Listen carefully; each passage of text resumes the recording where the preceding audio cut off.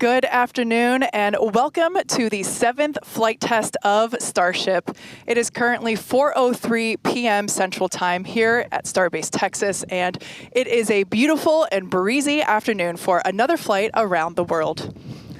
I'm Kate Tice, Senior Quality Systems Engineering Manager at SpaceX, and I'm joining Dan for my first ever in-person Starship launch at Starbase. You can see the rocket behind us. It's mind-blowing. This is quite the view, Dan. No better seat in the house, no better thing to talk about a rocket as you watch it launch. Hi, everybody. Welcome back to Starbase for another Starship launch. I'm Dan Hewitt from SpaceX Communications. We are at T-minus under 33 minutes and counting. Our T0 time coming a little after the bottom of the hour. Now, Starship program has brought us nonstop excitement back in 2024. This year shaping up to be even bigger. Absolutely. We're looking at even more launches of Starship this year with tons of exciting firsts starting today. Flight 7 has a lot in store, from Starship's next generation upper stage design on its first flight today to deploying the first simulated Starlink satellites and the second booster catch attempt. We're kicking off 2025 in style here in the Lone Star State. So hold on to your butts because it's going to be a wild year. And it's all ramping up as we chase after that full reusability for the world's biggest rocket. And we're going to be with you today every step of the way. Also joining us, though, amid a very excited crowd growing over there in Hawthorne, is Jesse Anderson. Jesse, how's everything going in LA? Hey, Dan and Kate, everything is all good here on the factory floor. We're just outside of Mission Control, and we're T-minus 31 minutes away, but we already have a really big crowd here building. There you go. Starting to build up here. Every flight of Starship has made huge progress, and today is another exciting one. We're joined by Starship, Raptor, and Starlink teams here with me today, and everyone is getting super excited for this flight test. So with that in mind, I expect it to get very loud in here soon. But for now, I'm going to hand it back over to you guys at Starbase for a quick look back at the flights that brought us here today. Hey, thanks, Jesse. Now, the more we fly safely, the faster we learn, the sooner we realize full and rapid reuse. The previous 6 flight tests proved we're on the right track. Each one of those tests provides a ton of invaluable data and, of course, some pretty great views along the way. Oh, yeah. Every one of those tests informed the upgrades that are debuting on today's flight test. And you know, we've all been watching this, following through the incredible testing campaign for every flight. And man, I can't wait for today as well as everything else we've got planned this year. Just a recap of what happened just before this flight test. Our most recent one was back in November 19th. That was Flight 6. It lifted off at 4 p.m. Central from Starbase, Texas, just a couple miles over our shoulders. It was a gorgeous sunset ascent. Let's take a look. Attention all flight crew members, flight is go for launch.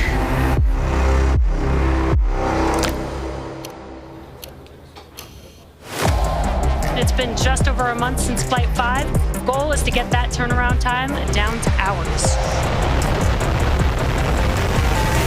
We have liftoff.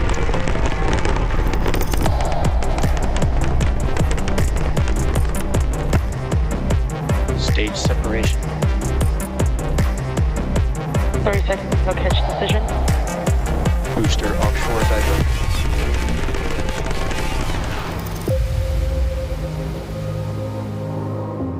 Tune in and watch the ship fly around planet Earth.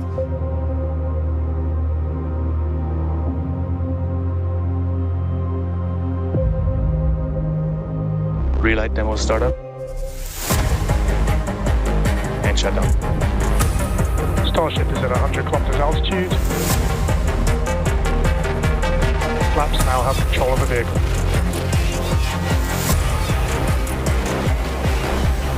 Starship has started the subsonic belly flop.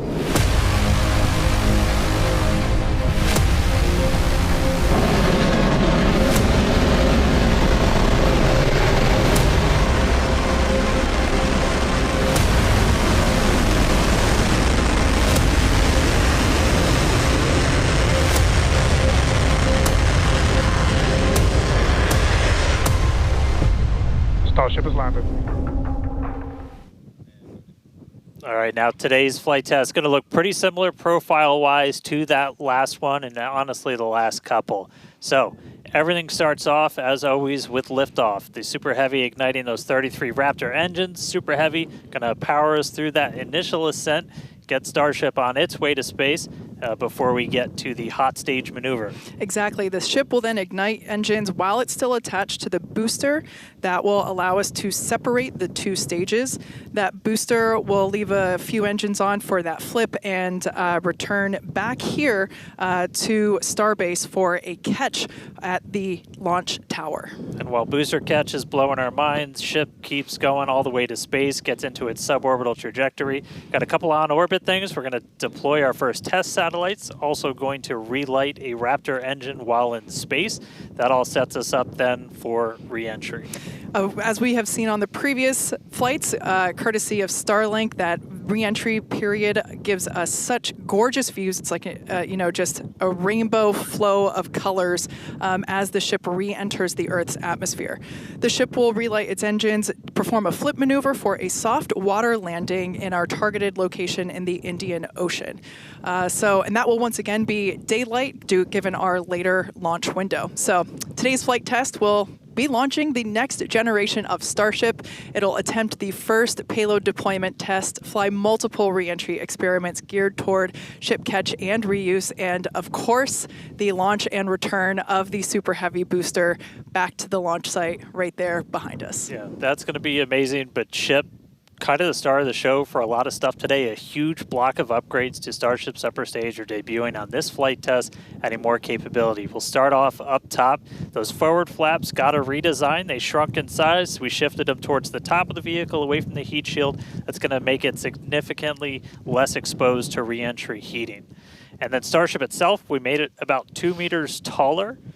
So we stretched it up to about 52 meters. That allowed us to add 25% more propellant volume, along with a bunch of propulsion upgrades like vacuum jacketing of those feed lines to the engines, an entirely new feed line system for the Raptor vacuum engines, an improved avionics module for propulsion, all that adding performance and the ability to fly longer missions. And just like on Flight 6, tiles have been purposely removed to stress test vulnerable areas. This time we're doing it across the entire vehicle, including in critical areas, as we use this flight to push the boundaries of Starship's capabilities. And for re-entry experiments, multiple metallic tiles are being tested, as you can see there on your screen, including some that have a version with active cooling.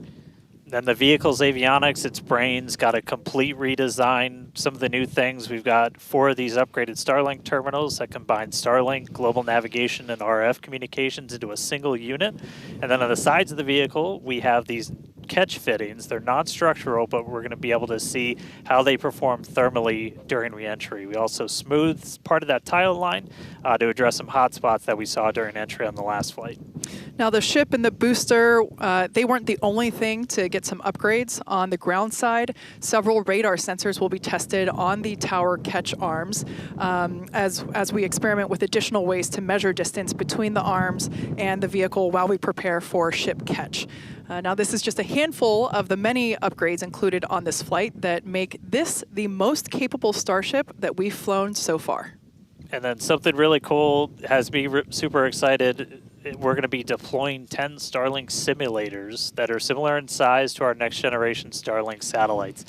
With pretty unparalleled payload capacity and full reusability, Starship's going to be able to deploy our more advanced V3 Starlink satellites, which is going to help us continue to revolutionize global connectivity.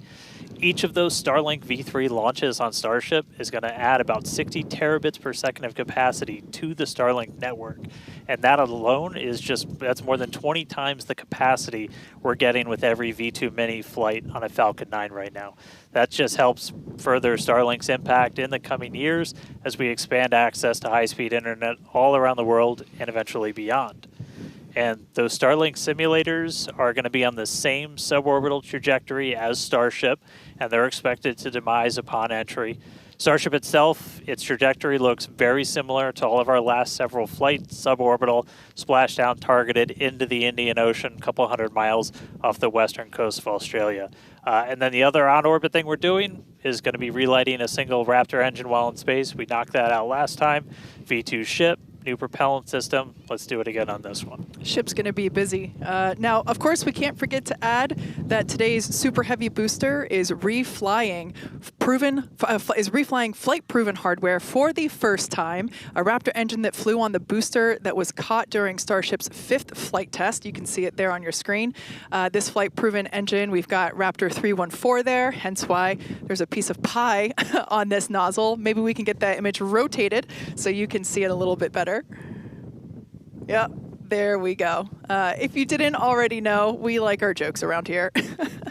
So that's what we have planned for today's flight test, and so far everything is on track as we continue to count down. We're now within 23 minutes of launch. We're at 22 minutes and 52 seconds. Everything continues to look good. Still a little breezy, but that's okay for us. Yeah, we set up our desk in a wind tunnel today. It's probably windier here than it is anywhere else, but weather's cooperating, really clear skies, no rain today, still well within our limits for booster launch or catch. Not tracking any issues on vehicle as we continue to count down. We're still loading prop on board. Our range team also reporting that the range looks like it will be clear at our current T0. So that's super important. We're going to keep an eye on that all the way up to the end. As for what we've already done with the vehicle leading up to today, we stacked the vehicle over the weekend. We lifted the ship on top of the super heavy booster.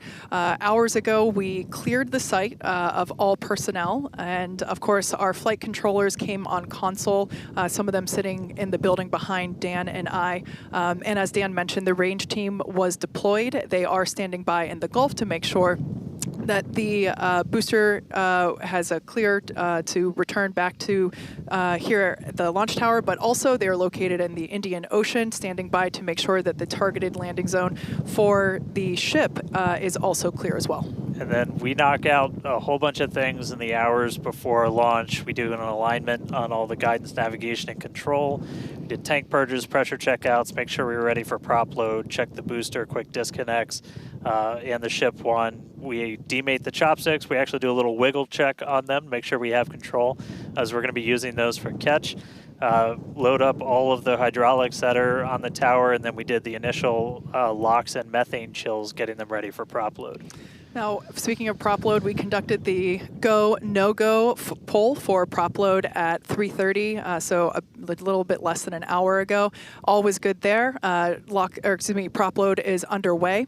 The LOX load on the booster started at T-minus 45 minutes, and fuel started at T-minus 43 minutes. Booster fuel will start at T-minus 41 minutes, and then LOX on the booster started at T-minus 35. So that will all wrap up at T-minus 3 minutes and 20 minutes on the ship side, and at T-minus 2 minutes and 50 seconds on the booster side. So everything is looking good. Propellant is loading. Yeah, looks like we're about half full of everything on booster, 3/4 of the way there on ship, looking good for a launch today. With that, though, let's jump over. Let's check back in with Jesse real quick and all of our teams out at Hawthorne. Thanks, Dan and Kate, and great to hear the updates with the vehicle as we prepare for liftoff. There is a lot more people here, as expected.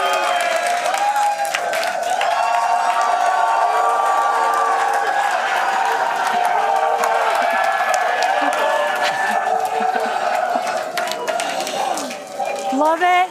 All the Raptor engines are built here, so there's a lot of that team here in the crowd, so they have a strong connection to the Starship flight today. Every flight test gets us closer to a fully operational Starship, which gets us closer to our ultimate goal to make humanity a multi-planetary species. To establish cities on Mars, we're going to need high-cadence, low-cost flights for cargo and crew. As the only fully reusable rocket with this kind of capability, Starship is the only vehicle in development that will be able to unlock our multi-planet future. Starship uses a first-of-its-kind on-orbit propellant transfer to refuel in orbit in preparation for these long trips. With milestones like ship catch and in-orbit prop transfer coming up, 2025 promises to be huge for Starship and our journey to Mars, with our first trip currently planned for the end of 2026. Between the reusability, low cost, and heavy lift capabilities, this all comes together to help us deliver up to 100 people at a time to destinations both near and far, and to deliver payloads farther and at a lower cost than any other vehicle. We'll be able to launch more massive payloads than anything else flying or in development today, capable of sending things like giant space telescopes or the next generations of space stations into orbit on a single launch. So while today's flight is just a test, the future is much closer than we realize. But one flight test at a time, so let's head back to Dan and Kate for a closer look at Starship. Thanks, Jesse. Starship features two major parts: the ship, which has 6 Raptor engines, and the Super Heavy booster, which has 33 Raptor engines. The Raptor engine is a reusable methane-oxygen staged combustion engine that powers the Starship system and has twice the thrust of the Falcon 9 Merlin engine. Now, just like we saw flights 1 through 6, the current iteration of Starship is an experimental vehicle flying for development. As we mentioned earlier, today's flight is debuting a ton of upgrades that we've had in the works in order to increase Starship's reliability and performance. Several of these upgrades will also unlock our ability to fly longer missions, something that we'll want to do as we start doing orbital flights around Earth. And then to get an even better sense of just how big Starship is, we can start here. Let's take a person about 2 meters tall. Towering over that, you got your Millennium Falcon clocking in at 35. Just above that, we've got a Falcon 9 rocket, payload fairing attached. Double that height, you're up at 70 meters. And then topping it all off, nearly twice the size, it's a fully stacked Starship up to 123. Got 2 meters taller. Altogether, the ship, 52 meters, Super Heavy boosters, 71. And what's super fun is we're going to make ship and booster even taller in the future. Which is crazy, because turning around and looking at it and thinking that it's going to be bigger, that's mind-blowing. Make the ship as tall as the booster. Now, moving up the rocket, the ship features 6 Raptor engines. 3 optimized for sea level performance and 3 optimized for vacuum performance. Raptor Vacuum, or RVAC, is a similar design to the Raptor engine, but features a larger exhaust section and a larger expansion nozzle to maximize the engine's efficiency in space. Our upgraded ship that we're debuting today carries about 300 more tons of propellant than the last flight's ship, bumping it up from 1,200 metric tons to about 1,500 metric tons. It's a lot. The ship is designed for vertical takeoff and landing on any hard surface. Now, the ship is also outfitted with newly redesigned forward flaps that are used to aerodynamically control the vehicle's attitude during atmospheric flight and enable a precision landing. The new flaps are lighter and positioned more leeward or away from the heat shield. Now, to reach full reusability, the ship has to be able to survive re-entry not just one time, but multiple times. The ship's heat shield is essentially what does the job for that. We've been iterating on that every single flight, building towards that heat shield that requires no refurbishment between flights. Now, the heat shield is composed of thousands of hexagonal ceramic tiles. They're designed to insulate the vehicle during that atmospheric entry where temperatures ramp up to as high as about 2,600 degrees Fahrenheit. A rapidly reusable heat shield has never been flown in history, so continuously improving this, flying new experiments, those are all key focuses of all of our flight tests right now. And in between the first and second stages is our hot stage, which we saw in actions on flights 2 through 6. The hot staging maneuver is when the upper stage engines are ignited before the booster engines, before those booster engines are completely cut off. With hot staging, the rocket never stops accelerating during separation, so it's more efficient than traditional stage separation. One of the hallmarks of Starship flights are the incredible views that we get throughout flight, of course, courtesy of Starlink. Every day, we're working to expand the Starlink network both on Earth and in space. Here's Jesse with more. Fans of Starship may know that Starlink enables us to bring you lots of unprecedented views, both from space and here on Earth. In addition to the dozens of cameras on Starship itself, we also have mobile Starlink camera kits deployed in the Indian Ocean, connected to our aerial assets and all around Starbase, which all come together to help tell the incredible story of Starship, both on and off planet. Thanks to Starlink, Starship is capable of streaming more than 120 megabits of real-time, high-definition video and telemetry in every phase of flight, providing invaluable engineering data to help engineers rapidly iterate across all systems. And all of that streaming data will be put to good use with the more than 30 cameras on the vehicle for today's flight test. Starlink is the world's largest satellite constellation, operating in low Earth orbit to deliver high-speed, low-latency broadband internet, providing access to people around the world, many who have never had connectivity before. Starlink now serves more than 119 countries, territories, and other markets. And here at SpaceX, we've been developing Starlink's communication capabilities not just for humans on Earth, but for astronauts in space. Our recent Polaris Dawn mission, we deployed a high-speed internet connection in Dragon for the very first time. Here's a quick look at how that went. Starlink is an amazing confluence of programs at SpaceX. So we have a whole corner of the company that owns and operates a multiple thousand satellite constellation to provide internet to people on Earth. So Dragon was modified for Polaris Dawn to have a laser and a Star Trekker inside of the trunk. And then it will obtain internet, both uplink and downlink, through that laser link. And it's connected to a Wi-Fi router, just like you would have in your house. Getting online with Starlink was super easy. It was just like getting online at home, and even easier perhaps. It just connected automatically and then worked seamlessly. And then it was just internet in space. The Starlink performance on orbit blew us away. It enabled us to talk directly with Mission Control team, and it also enabled us two-way video connection with our families back at home. So it just was an incredible resource. One of my favorite memories is, all four of us in different parts of the spacecraft on phones with our earpieces talking to our families. Get to show them the perspective that we have of Earth. It was very cool to bring them into the mission that way. I was able to show my kids and my husband, what it looked like to be floating in space. I got to show them out the window. Well, my husband even exclaimed that at one point we hung up the call and he called back and I answered and he was like, I called space.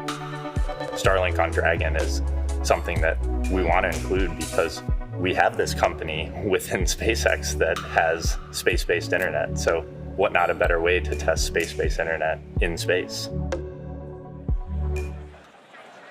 From connecting astronauts in space to providing high-speed internet to more than 4.6 million active customers here on Earth, the Starlink team is laser-focused on expanding coverage, increasing speeds, and lowering latency so that we can connect as many as possible around the world and beyond.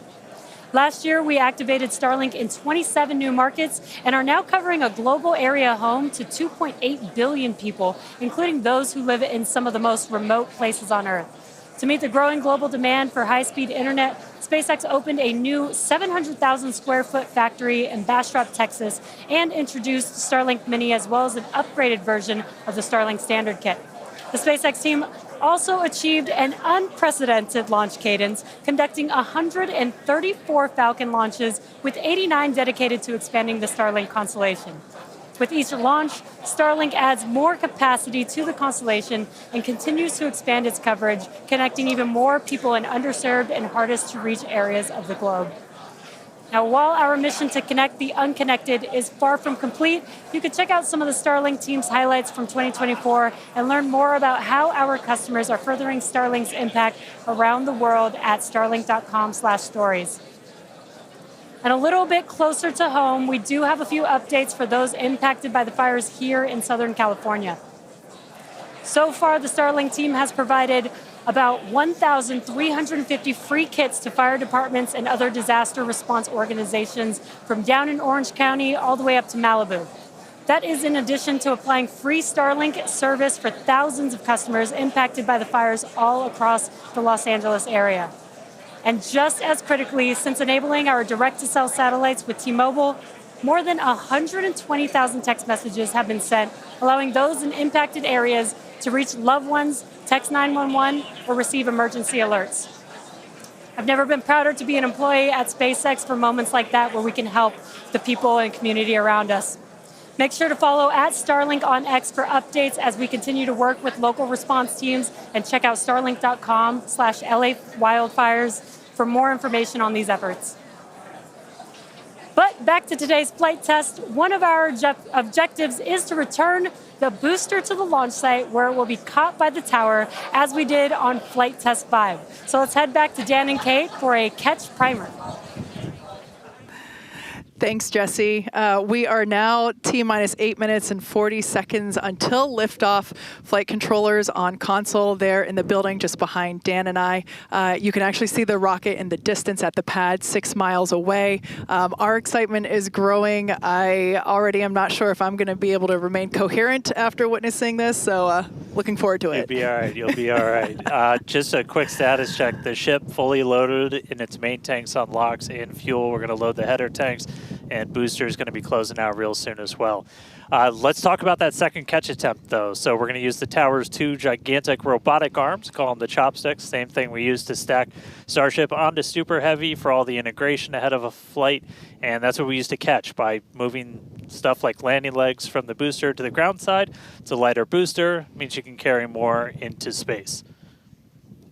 Now, in a nominal operational scenario following liftoff and after the 2 stages separate in flight, Super Heavy will return to the launch site, reignite its engines to slow the vehicle down, and the tower's arms will catch the rocket booster. And just to get to this point, just like before, thousands of distinct vehicle pad criteria have to be met prior to that return and catch. We need healthy systems on the booster, healthy systems on the tower, and a manual command from our mission flight director for the day. If we don't send that command before the boost back burn ends, or if any of those automated checks kick us out, that's what happened on Flight 6, the Super Heavy booster will divert to an offshore trajectory, and it'll go out and do a landing burn and a soft splashdown in the Gulf of Mexico. Now, we have said it before, but it remains true today. We accept no compromises when it comes to ensuring the safety of the public and our team, and that return will only take place if the conditions are right. And one of the unique aspects of Starship flights is the return and the catch of that Super Heavy booster and the audible sonic boom that it comes with it in the area around the return location. General impact to anyone in the area is just a brief thunder-like noise, but it definitely lets you know it's coming. Oh, yeah. It's something our neighbors in Cape Canaveral, Florida and Vandenberg, California have become accustomed to over the years, and now we're bringing the boom to Boca. So here's a peek of what to expect.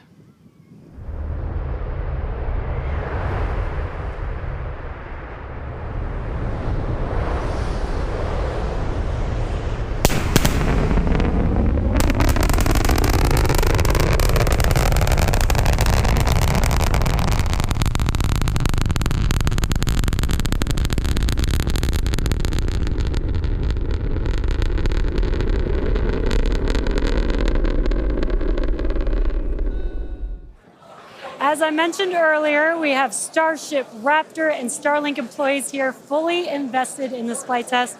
And of course, many other SpaceX employees also here across our site supporting their teammates. Every flight test has been pretty unique, and we're all very excited for another round of firsts, but I'm pretty sure the crowd is looking forward to potentially watching those chopsticks catch another booster.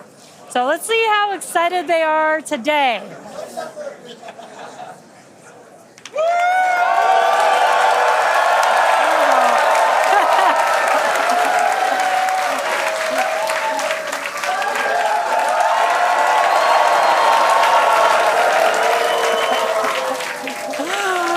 Just under 5 minutes to go. We are all very excited here. We're going to send it back to you at Starbase for the final minutes of the countdown. Kate and Dan. All right, thank you, Jesse. So if you just tuned in under 5 minutes ago, you picked the right time to do it. Just a quick status check. So we're almost fully loaded on the booster. We'll be fully loaded on the ship, fully loaded on the booster coming up soon. Our range team just reported that we're looking go in the range. That's super important. Great Our news. security guys, Mike, Kyle, Nick, the whole team out there in the elements, making sure everything's clear, doing a fantastic job. And we are coming up on 4 minutes and looking good for launch. Yeah, certainly exciting. Now, we do have an opportunity to hold at T-minus 40 seconds if necessary. This is a chance for us to perform additional checks if necessary. If we, need to repressurize some tanks, or if there's a wayward vessel in the range last minute, opportunity to clear it out. But everything currently looking good. Now, once we pass T-minus 40 seconds, a number of events will occur in rapid succession. The ground spin and ignition systems come up to flight pressure. The ship will go to internal power. After that, the quick disconnect, or QD arm lockout, is removed in preparation for retraction, which will happen shortly after T0. Once we pass T-minus 40 seconds, we do have the ability to recycle the count under certain conditions back to that T-minus 40 second mark and hold there to assess what happened and assess opportunity to proceed again to T0. Yep, we've used that T-minus 40 hold a couple of times. Boat's usually one of the items, but we aren't tracking anything right now that would cause us to hold there. We can hold there for several minutes. Main thing you're watching at is you set a clocks, because your temperatures will change and the fuel in the locks, everything pretty quickly. So you've got a couple of minutes that you can hang out and figure things out. There are items that if we pass them, we're scrubbed for the day. One of the main ones is that flame deflector at the bottom of the launch mount. Water begins flowing for that at the T-minus 10 second mark. If we scrub at any point after that, we'll be done for the day. And then teams will need to refill the deflector, as well as all of our prop that we use to load on board the vehicle. It's pretty much just under 11 million pounds of prop sitting on that thing right now. And we can actually recycle in about 24 hours now. Which is incredible given the sheer volume of propellant that is on board the vehicle there on your screen. All right, coming up on the 2-minute mark. Again, a lot of ambitious things on the plate for Starship today. T-minus 2 minutes. New ship, new year, a lot of upgrades, doing a lot of ambitious things in space this time. Our first payload deploy, relighting a Raptor engine. We're looking good. So as we mentioned before, we have an opportunity to hold at T-minus 40 seconds, not tracking any issues at the moment that would be necessary right now. So fingers crossed we can pass through that checkpoint without stopping. But the folks on console are continuing to evaluate the launch commit criteria, making sure that the winds are within limits as well as any other weather restrictions. But man, compared to yesterday, this is a textbook gorgeous day. Oh yeah, little breezy today, but we got clear blue skies for a launch today. So at this point, all the prop has been loaded on the vehicle. We've closed everything out. We're doing our final thrust vector control, our steering for the engine checkouts. Once we hit the 30-second mark, we'll hear the flight director give the final go for launch. So we're under a minute. As we said, we're not expecting a hold at T-minus 40. But do not be shocked if that happens. It has happened in the past, and we can hang out there for a couple of minutes if we need to. If memory serves me right, we hold my breath for 4 seconds. Pass through prop load gate. All right, we passed right through that prop load gate. Hot diggity dog. All right, so we're going to let our flight director, Ty Huntington, take it away. Go for launch.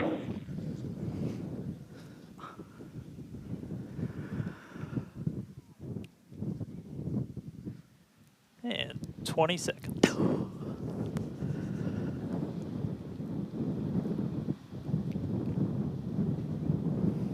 T-minus 10, 9, 8, 7, 6, 5, 4, 3, 2, 1.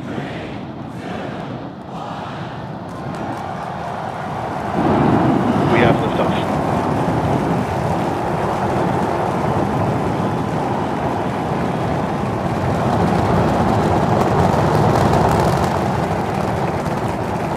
Vehicles pitching downrange.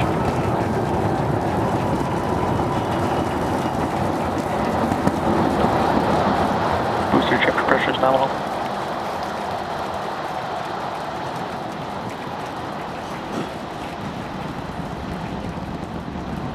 All right, we're more than 30 seconds into flight. Telemetry showing 33 out of 33 engines as it's pitching downrange. Booster, chip, avionics, power, and telemetry nominal. Hearing good call-outs on the ship and booster avionics. You just heard the rumble hitting us about 6 miles away. Watching Starship arc into just endless blue skies right now. Vehicle supersonic. More than a minute into flight, the vehicle's supersonic.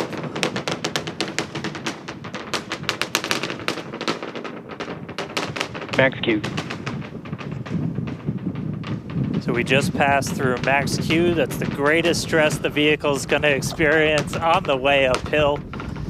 Reminder that all of our teams down here on the ground are now looking at systems on the tower. They just did a manual check through. That's going to inform that manual flight director's decision. Next moment coming up, though, is going to be hot staging. Don't take your eyes off it. It's one heck of a light show. What a gorgeous ascent. 6 ship engines getting ready to ignite. That's going to happen while we're still attached.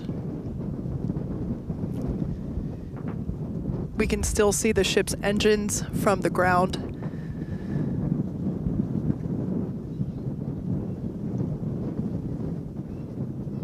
Got a little under 30 seconds away from that. We are hearing good call outs on the tower preparedness from the manual checks. Reminder though, we've still got automated checkouts on the booster and the ship itself. But as of right now, our manual checks and our manual commanding is looking go for a catch. Booster engine cut off. That is incredible news. We just heard the call out for booster engine cut off. Engine startup. Most engines cut off, down to those Stage middle separation. 3. Cruise back burn startup.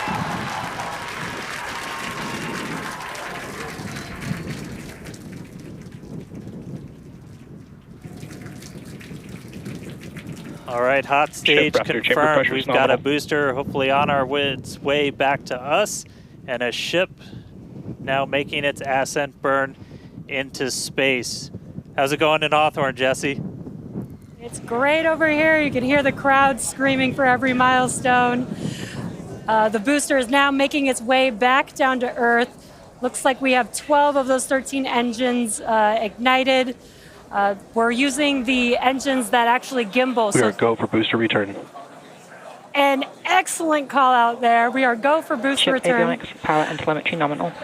There's a lot of criteria that needed to line up to ensure that we could have a Cruise safe back burn shutdown. booster catch, and it sounds like we got the go for that. And there you can see on your screen, we had we just jettisoned the hot stage, and there's a great, excellent view there of the hot stage floating away from the super heavy booster. Now we've shut down the engines for that boost back burn. That confirms boost back burn is now complete. That was the first of 2 burns required for the vehicle to make its way back down to Earth. And next coming up will be the landing burn. That's going to be 13 of those center engines igniting again. And that will then go down from 13 down to 3 engines just right before we touch down for that booster catch.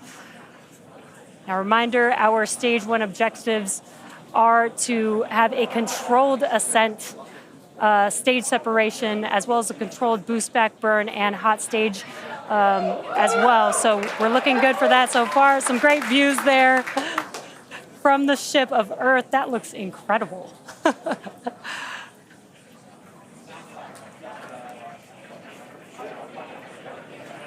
Now, Starship's ship is still firing its engines right now. Starship trajectory nominal. And great call outs. Starship trajectory is nominal. You can follow along the telemetry, the altitude in the bottom left-hand corner for the super heavy booster, as well as the bottom right-hand corner for the ship. And these views are just amazing.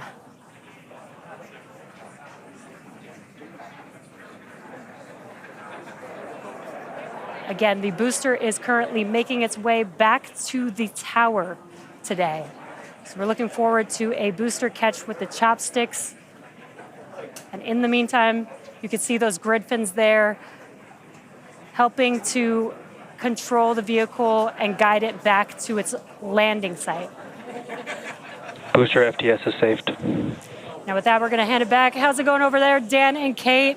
How are you doing, Kate? Seeing that in person? Dan had to take that entire segment because I couldn't talk. That was incredible. There it is. We can see the booster coming back in now through the plume. At least it looks that way to us.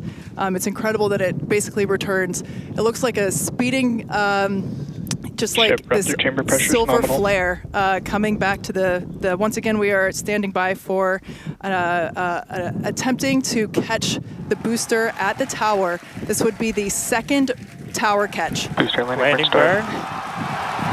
Seeing 13 engines. Booster now hovering as it aligns with the tower for catch. Booster coming in. Get ready for that boom, Kate. Down to 3 engines. Booster landing burn shutdown. Megarocket has caught the booster.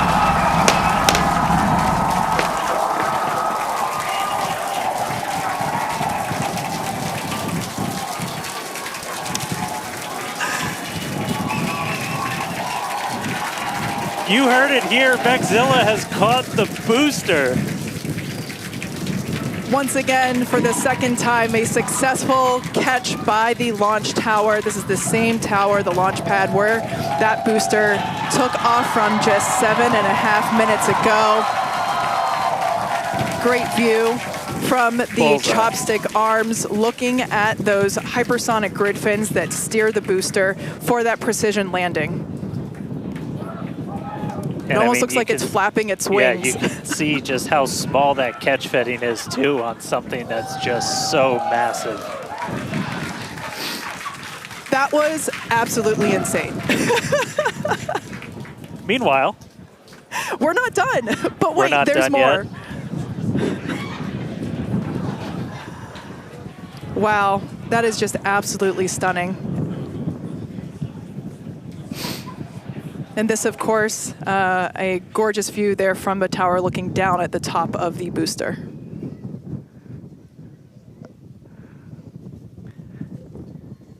All right, and we are tracking. Now we're standing by for views from the ship, but who can take their eyes off of that incredible sight? That is once again the second catch of a booster back at the launch tower. It was incredible to see it come back down, just this silver flare in the sky. And we can still see the launch plume behind us, and wow, that we definitely, I can't speak for you, Dan, but that was very moving for me. Yeah, and right now you can see some of the telemetry on those ship engines has gone out, and we're waiting for an update on what our ship status is. We were approaching that ship engine cutoff time, so just waiting to hear. So obviously we've got booster back, booster on the launch tower in the chopstick arms, but we are waiting to get an update now on the ship. As we were expecting ship engine cutoff about 40 seconds ago. We saw some of those engines start to go out prior to that point. And so right now we are just standing by to try and get the latest word on where we are with ships. So stick with us for just a couple of minutes as we wait to hear some updates. Now, if you just recently joined us, you might want to hit rewind and go back about 9-10 minutes ago to when Starship lifted off from the launch tower that you see there. We had a gorgeous ascent followed by a stage separation where the ship separated from the super heavy booster. The booster performed a flip maneuver and returned back to the Gulf Coast here. There you can see it on your screen.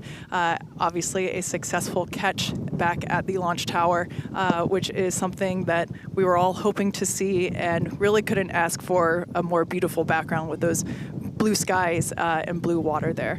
As Dan said, we are standing by for an update on the ship that had ignited its engines and started making its way up to space. So standing by for more info on that. But wow, what an experience to see that take off and for that booster to come back. You can see it there up close on your screen to the place that it launched from.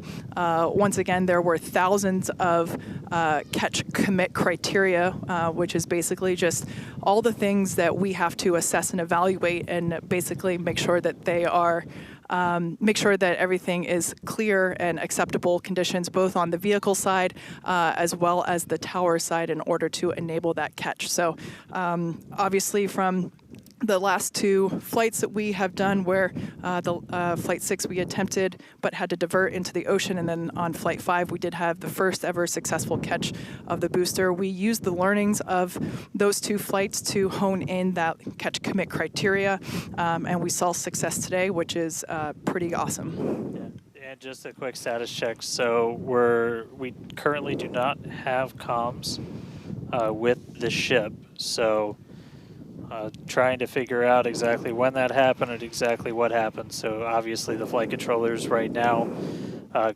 going through their data, looking to make sure it's not anything instrumentation on the ship, but actually try and get us a status. So again, we're gonna keep listening in on this. We'll give you an update as soon as we have a little bit more. So for now, stage 1 back in the tower, waiting to find out a little bit more about stage 2.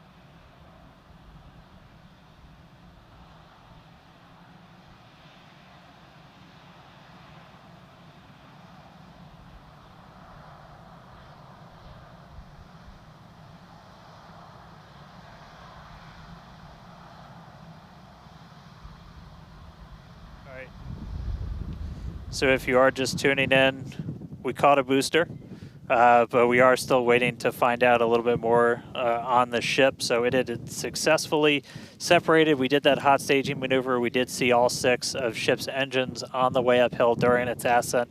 But as we were getting to the end of that ascent burn, we saw engines dropping out on telemetry, and we have since lost contact with the ship. So again, we're still listening in on the loops, trying to figure out how much we can get right now. But again, stick with us. We'll bring you updates as soon as we hear them. Really exciting. We were able to catch the booster today. Obviously, we want to get the ship all the way over to the Indian Ocean. May not be able to do that at this point, but we'll give you some updates as soon as we hear a little bit more about the ship. For those that didn't catch earlier, this was a new version of the ship. This was its debut flight. So a lot of learnings here for sure as we continue to tune in and listen in with the teams and try to gather more information to understand where we stand with the ship. But as Dan mentioned before, teams are trying to make sure that it's not an instrumentation error. We want to find out if it's, did we just lose communication or did something else happen with the ship? So teams are actively working, trying to figure out what we can find out, and we're continuing to listen in and find out more information to share as we can. But as we said before, and you can see it there on your screen, what a beautiful, beautiful sight to see another booster back at the launch tower. That was successfully caught just minutes ago after sending the ship off into space, and having seen it for the first time with my own eyeballs in person, it was pretty awesome. And yeah, the thunder-like sonic boom was really fun to experience. Yeah. So we are getting a little bit more. So we did lose all communications with the ship. So I mean, that is essentially telling us that we had an anomaly with that upper stage. So we were just coming up to the end of that ascent burn for the ship. when we stopped when we started to lose a couple of the engines, we saw those dropping out, and then we did lose telemetry from the ship, so that means we didn't have contact with it. So at this point, we are assuming that the ship has been lost. So this was a brand new vehicle, essentially. This was kind of an upgrade version. So with that, there's a lot of things you're upgrading, but there's a lot of things you're going to learn as all of those systems are now interacting with each other for the first time.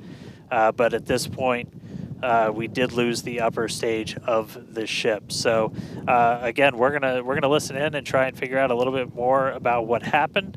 And obviously, we'll do kind of a full breakdown once we get smarter ourselves in the coming hours and days as well. For sure. Now, for those that have recently tuned in, we're now a little over T plus 16 and a half minutes after liftoff. We do believe that we have lost the ship during its ascent phase. It's successfully separated from the Super Heavy booster, but during that ascent phase, a couple of the engines dropped out, and then shortly thereafter, we lost communication with the vehicle. So we are assuming that we have lost the ship, but we are standing by to confirm that. And once we can, we will. But this was a new version of the ship, of Starship, and it was intentionally designed and flown in order to basically test the envelope, as we have done with every one of these test flights, the keyword there being test, and really trying to understand the boundaries and the maximums for the ability of this vehicle to fly and understand where those boundaries are. So we always knew that excitement is guaranteed today, success not guaranteed. And so yeah, we are standing by to see if we can learn more about the status of the ship.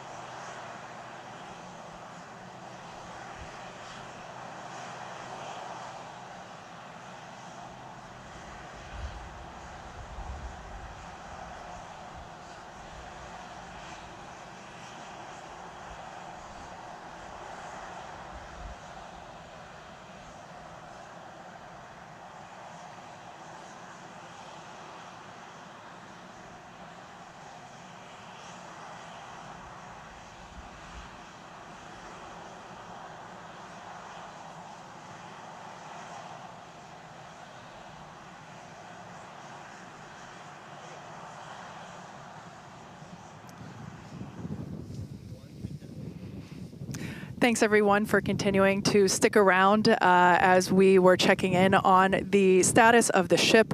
At this point in time, we can confirm that we did lose the ship. However, Starship, the total vehicle, did have an on-time liftoff at 4:37 p.m. Central Time from the launch pad just behind us at Starbase, Texas. Gorgeous ascent and successful stage separation. The booster pushed the ship off, and the ship disconnected during that stage separation. The booster came back for a successful, the second ever booster catch at the launch tower, which was pretty incredible to see. Yeah, it was great to see the booster come down, but we are obviously bummed out about ship. It looked like we lost contact with it a little under 8.5 minutes into flight. That's roughly when you start to get to that main engine cutoff. We obviously need to go through all the data. It's going to take some time. In the next hours, days, we're going to figure out exactly what happened, come back, fly the next one, get even farther. Reminder, it's a test. It's a flight test. It's an experimental vehicle. So we'll figure out what ended our day today and make sure it doesn't end our day tomorrow. So as we do that, we're going to continue to provide you updates on our X account on SpaceX.com. So just continue to tune in there. As we learn what happened, we'll be ready to share it. Exactly. So for now, we are going to wrap up our webcast. We'd like to thank the folks in the county for supporting the launch, as well as the agencies that enable us to launch, and of course to our viewers for tuning in. And thank you, Kate, for coming down, doing this with me. It was great to have you here. I'd do it again in a heartbeat. All right. Well, that'll do it for us. We'll see you guys at the next Starship flight test.